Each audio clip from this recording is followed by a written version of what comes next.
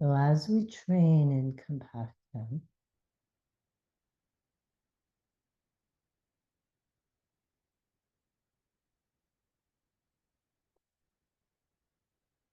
let's begin with a prayer for generating bodhicitta, the awakened heart.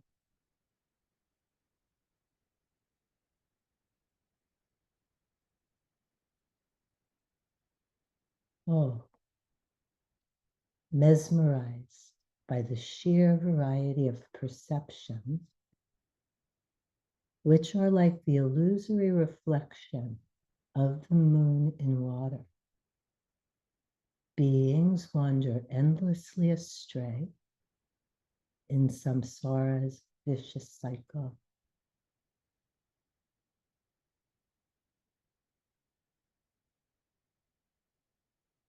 So that we may be at ease in the luminous expanse of the true nature of our own minds. I generate the immeasurable love, compassion, joy, and equanimity of the awakened mind of bodhicitta.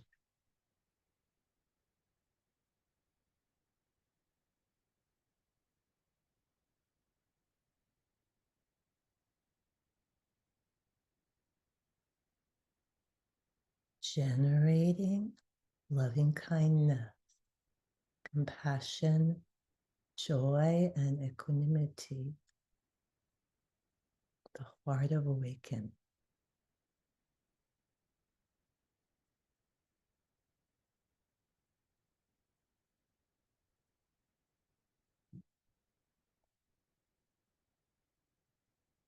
Opening the body,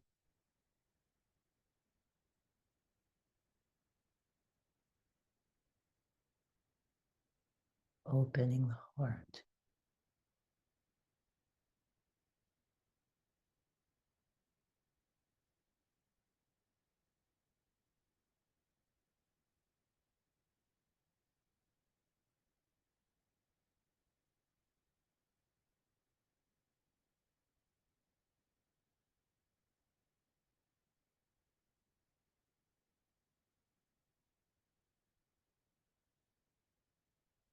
And now our visualization.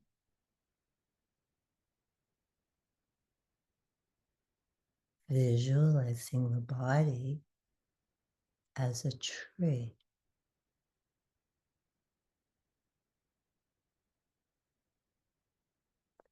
Beginning with the roots.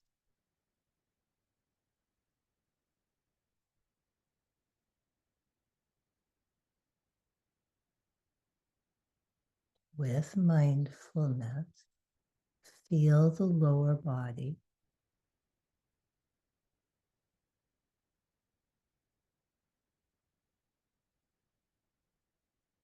Like the lower body, where you touch the earth,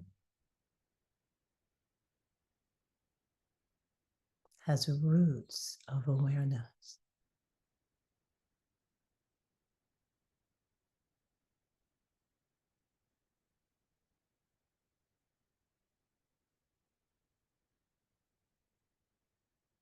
Roots of awareness reaching into the earth.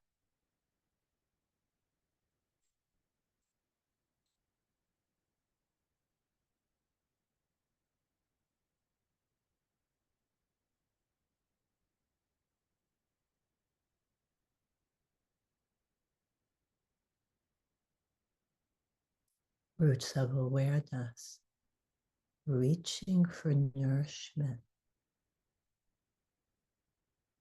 from the earth.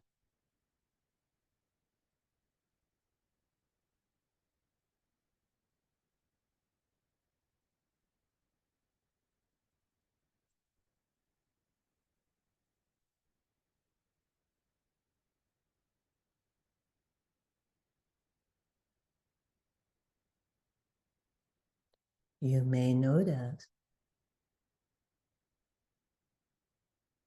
that one side of the body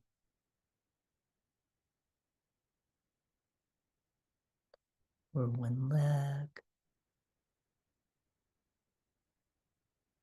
This kind of hovering.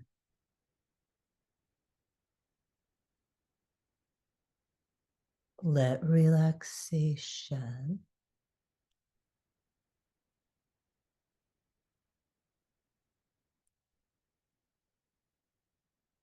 grow roots of awareness.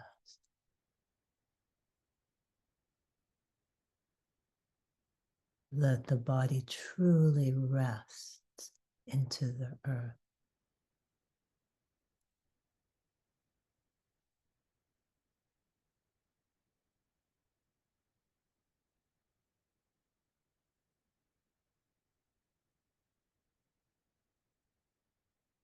Butter melting.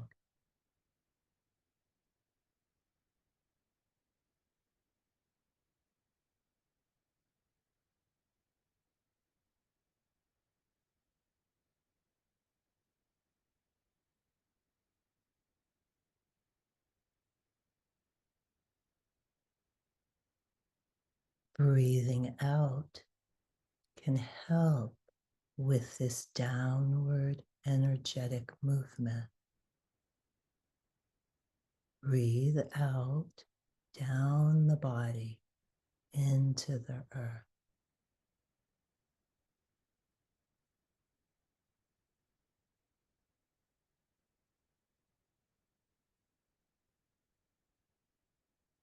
Slow, steady, smooth out breath. Breathing out and resting.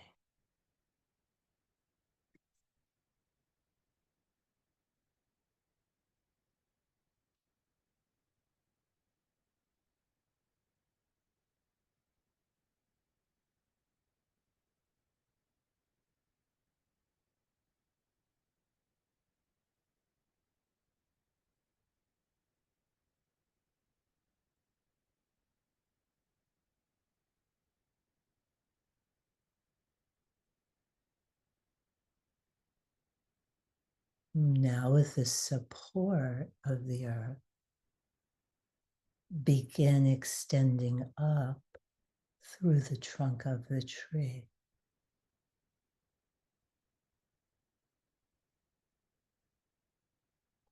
Reaching up to the sky above you.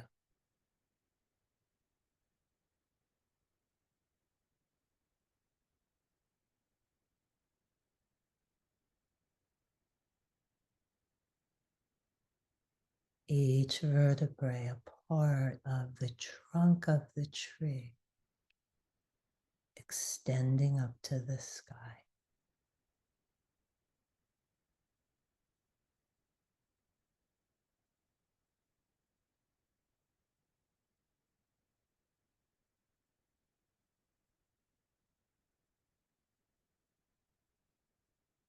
Opening the full length of the body.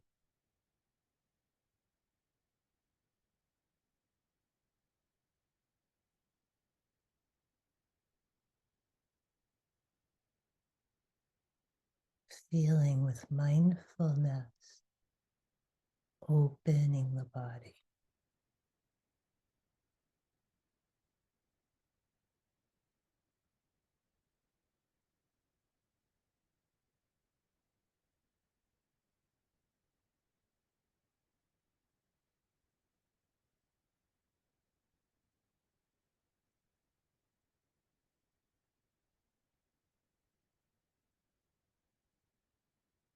This opening as a continuous activity.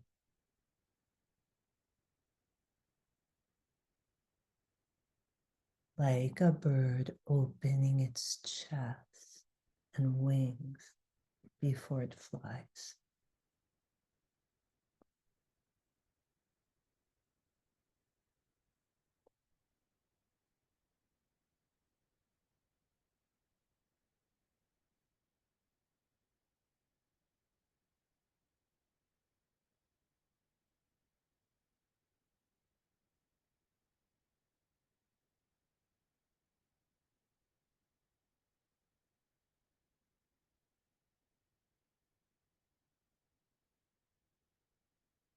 feeling each activity in the body throughout the whole body.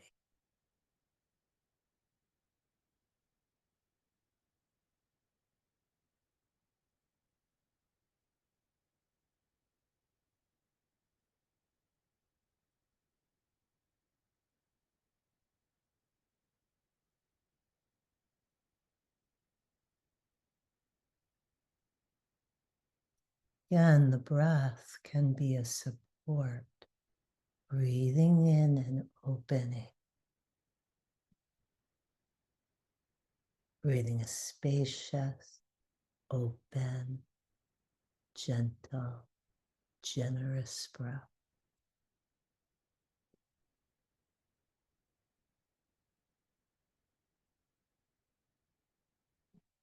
Throughout the whole body.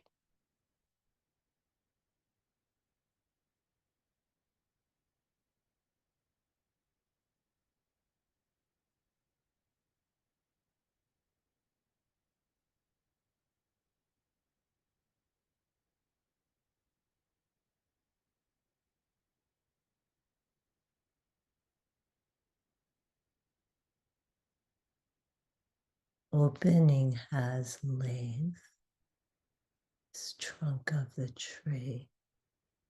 It also has width, widening, breathing in and widening and opening the body.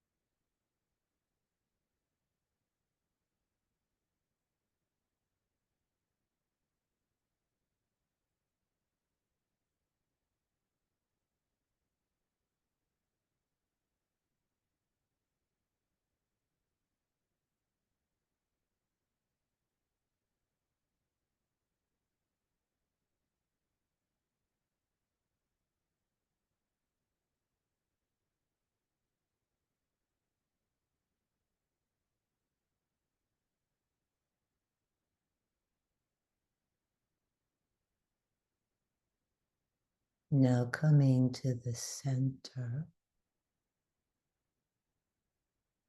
of awareness, the heart, the heart of the tree.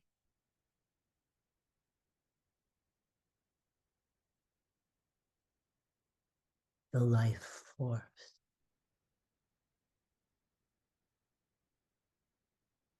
The essence.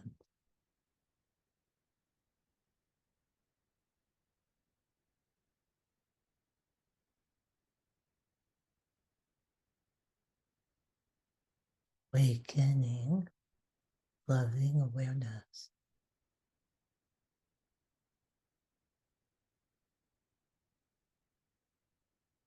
Opening the heart energy.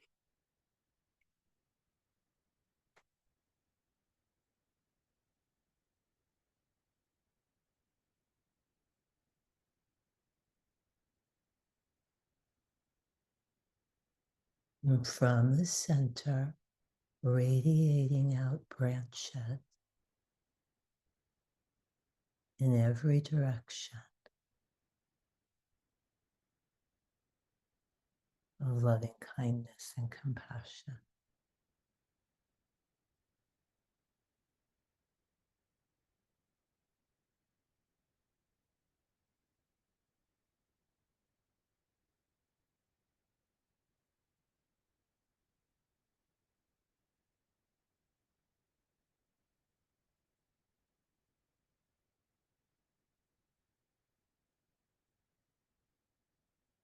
Radiating branches of compassionate energy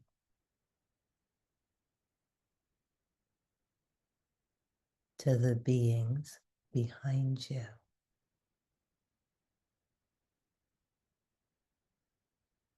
feeling the space and the beings behind you, including your past, beings of the past.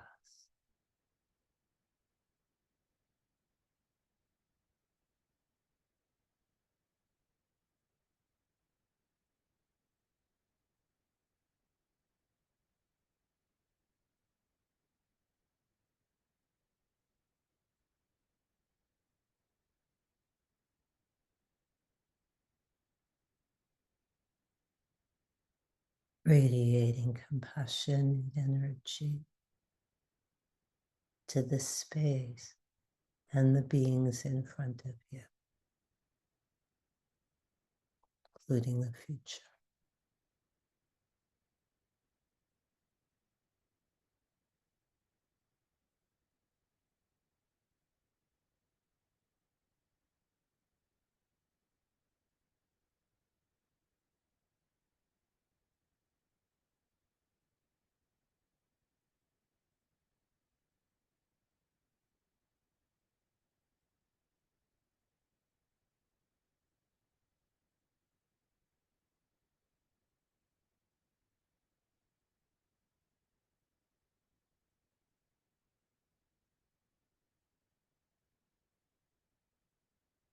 Feeling the beings to your right and the beings to your left.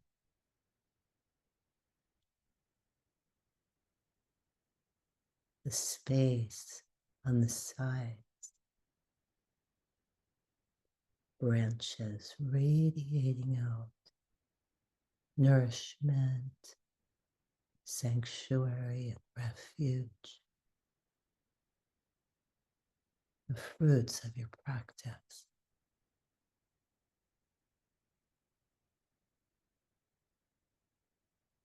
Tree of giving and offering.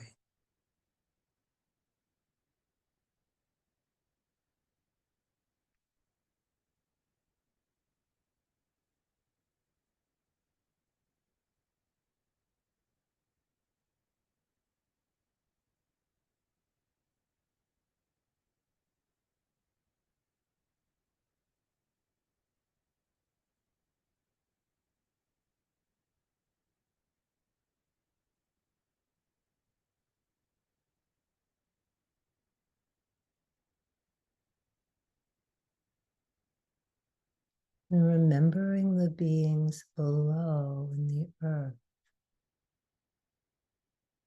and above in the sky.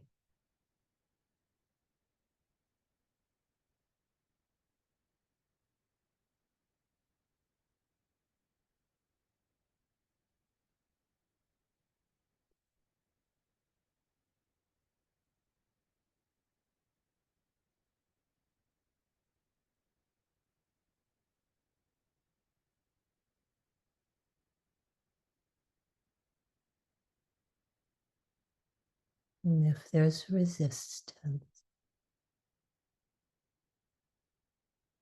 if you're discouraged, confused,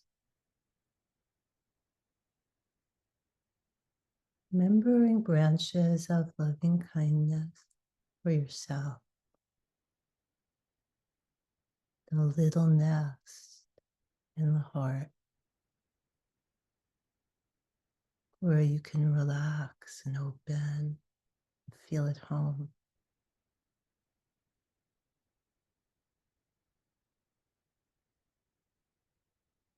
Let's sit together now in silence, sensitive to opening and relaxing.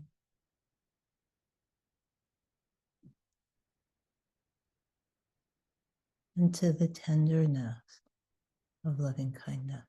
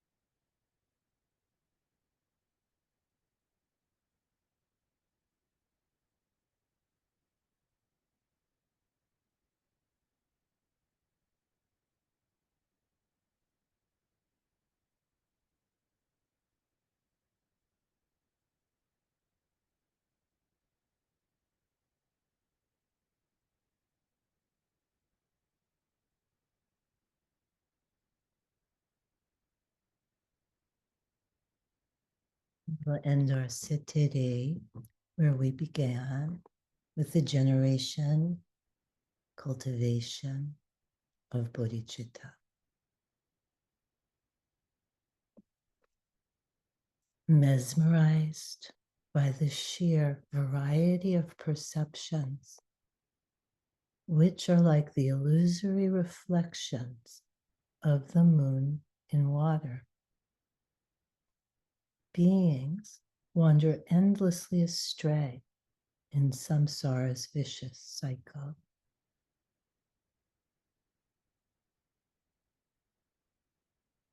So that we may be at ease in the luminous expanse of the true nature of our own minds, I generate the immeasurable love, compassion, joy, and equanimity of the awakened mind, the heart of bodhicitta.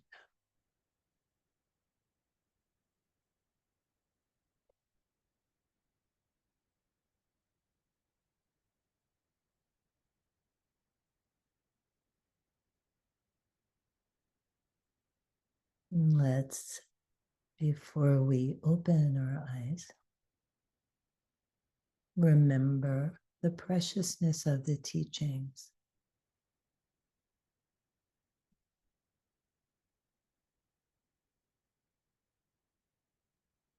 Our good fortune, and all of those who carried this teaching, the time of the Buddha, before the Buddha, to the present moment.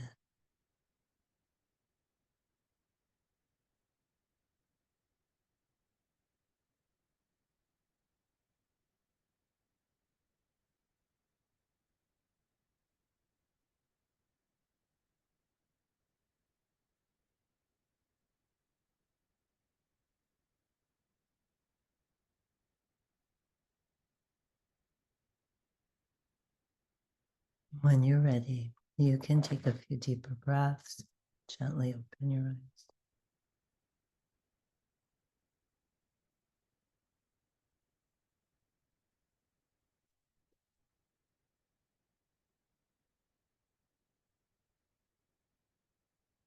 Now, as I mentioned before this set, today we're going to begin a period of time, long period of time of studying, reflecting on, and practicing with Atisha slogans, the Lojong slogans of Atisha. I want to put in the chat box some support material for you. Judith Leaf,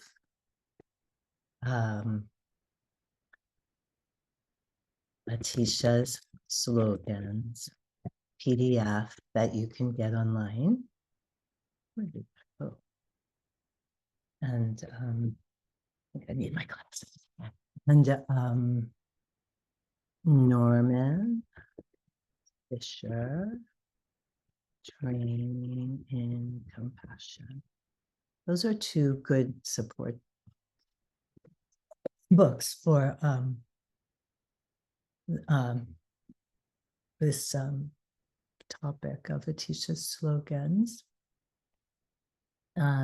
When I woke up this morning, I opened up Judith Leaf's book from the beginning because I can never remember when Atisha was born.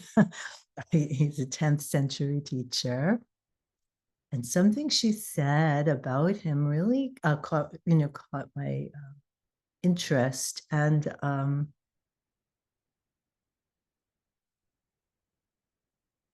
which goes back to what I said in the beginning of the set, that as we go over and over and over a text, different things are highlighted because each time we look, we're different.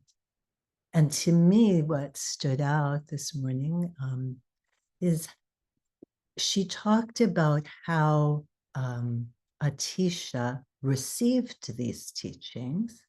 He was instructed to walk from Tibet to India to find the teacher who was offering these teachings by his teacher in Tibet. And she talked about the motivation to do that, the strong motivation to walk from Tibet to India to find this teaching and hear these teachings, and then to go back and bring them to Tibet. And, you know, because we live in the world that we live, we just have to Google with our fingertips to get a teaching. And there's something really wonderful about that, but it also can diminish the significance of our motivation, or diminish our relationship to the significance of our motivation.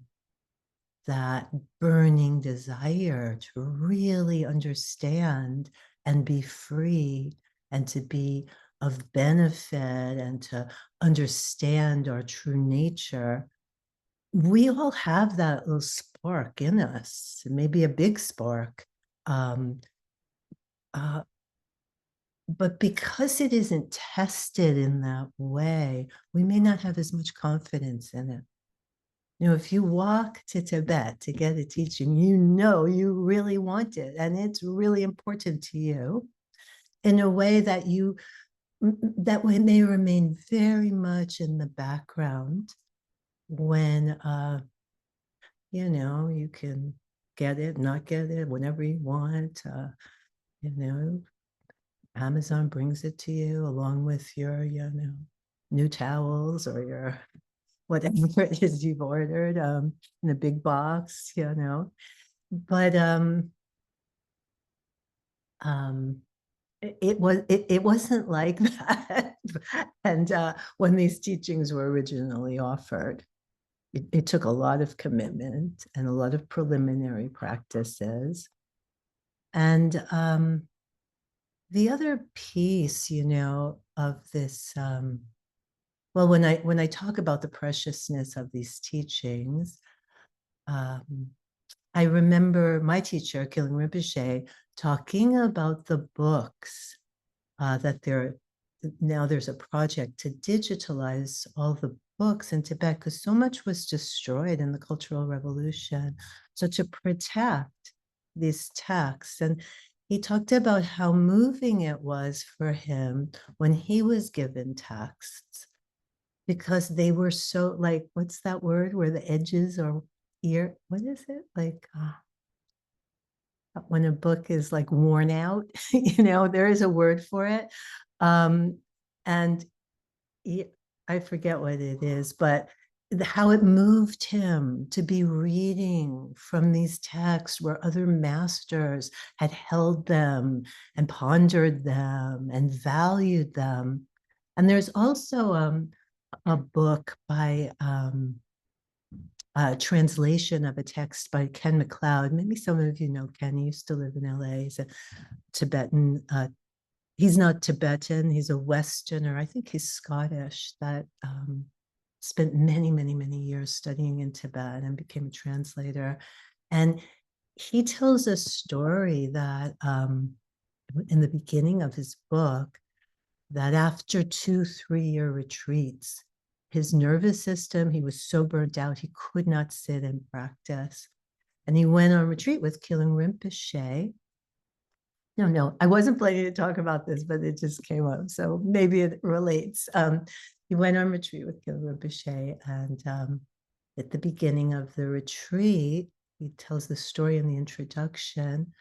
Killing Rinpoche was holding a text. And he wanted Ken to translate it. And Ken says in this introduction, and I could tell by the way he held the book how much it meant to him, how precious it was to him. Something about that is very moving to me, that rather than just see this book that you can, you know, well, this text actually you could not get in Amazon, but you know, to actually understand the essence of and the preciousness of this object. When part of in the Jewish tradition, when I grew up, if you dropped a prayer book on the floor or something like that, you're supposed to pick it up and kiss it, hold it to your mouth. And the Tibetans also they don't put their books on the floor. Those little book bags, Tibetan book bags, maybe some of you have, it's to protect them so that they don't, that they're really their value. So I just wanted to emphasize that because that's what stood out for me in my morning's look at Judith Leaf's introduction. And if you'd like, you can read that introduction. It gives a little historical context and some suggestions for practice. It's free online, and it might help you to kind of orient toward the practice. There are 59 slogans. Different people translate them differently. It's good to know that also, that you can kind of find words that generate the essence of what the slogan is for you or represent that, or choose a translation that resonates with you. And then, it's how do you work with these slogans? We will go over them sequentially because it's nice to have the whole text and to know, what it is and each of the 59, but they're not meant to be practiced that way. They're meant to, that's the study, and we reflect on them. And then as we reflect, we'll find, oh, I really relate to this. This slogan really talks to my issues with practice, or really helps me to open my heart. You can stay with that slogan for your whole life. It's certainly for a period of time. And that can be really helpful. So it's not about memorizing the slogans. It's about knowing there are slogans, being familiar with the body of work, and then finding what supports your practice and where you're at right now. And, slogans, what you relate to, in a meaningful way will change over time. And eventually you'll start to work with a variety of slogans. There's also practices associated with this text, the practice of something called receiving and sending. And we will get to those practices as we go along. But the basic essence of the practice that's associated with this text is opening to suffering rather than aversion and rejection. Opening to suffering as an alternative pathway, a different pathway to be developed in the mind rather than rejection, avoidance, overwhelm. Gently opening. And then the other is giving what we love away rather than grasping at it and keeping it for ourselves. So we're opening to distress, the distress of ourselves and the distress of others. And we're offering what we would like to keep and hoard for ourselves. Recognizing as we do this practice, the capacity to open to suffering and to generosity as a response, compassion as a response. So again, not to be forced or demanded, but to be interested in, like an exploration, and then you see for yourself. And the more you see for yourself, the less you have to force. The mind wants to. So I think most everyone here has some background in mindfulness, in being aware moment to moment of a variety of experiences, externally and internally. Mindfulness is essential in this practice. Practice always requires an observation of what's happening when we practice. So when you feel, when you're practicing with the slogans, that they don't make sense, or the mind rebels, or that, whatever kind of rejection comes up,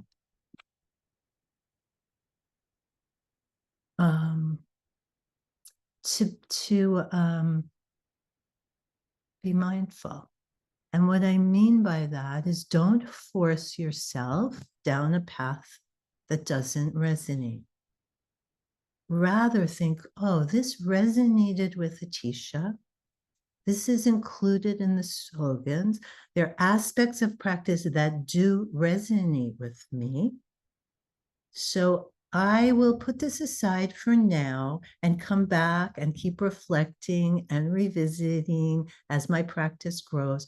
But I'm not going to force myself to do what doesn't make sense to me. That's really important.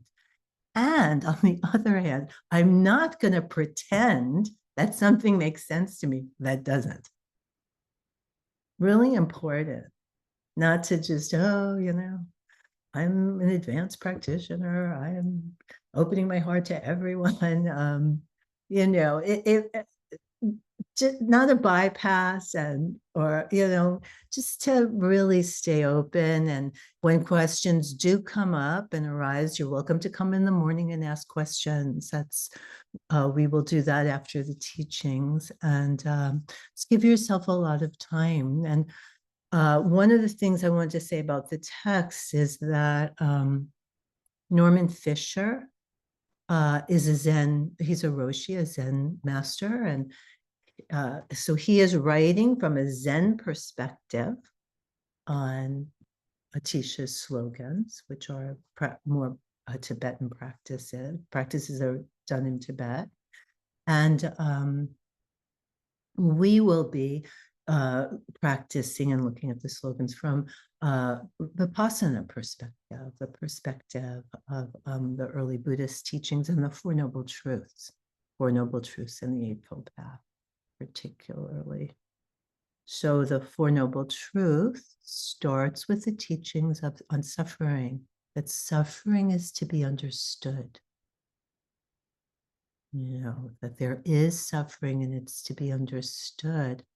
Atisha's slogans are about the response to suffering. So this is a very strong connection between Atisha's slogans and the Four Noble Truths. Usually we respond to suffering, our vulnerabilities, our insecurities, by pushing it away and by holding on for dear life for anything that gives us relief. So this teaching is about reversing that pattern, creating different pathways and understandings and responses to the truth of suffering. So I think that's enough for this morning. I'm just going to open up to questions about anything that has to do